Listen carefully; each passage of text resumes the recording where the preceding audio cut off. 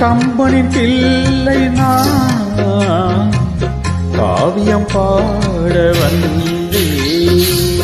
காவிரி கரையெல்லாம் காலடி தேடி நின்றே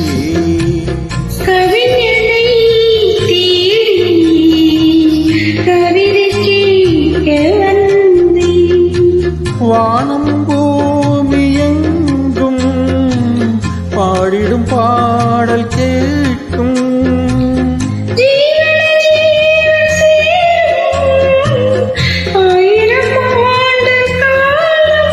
இனி என்னாலும் பிரிவேது அன்பே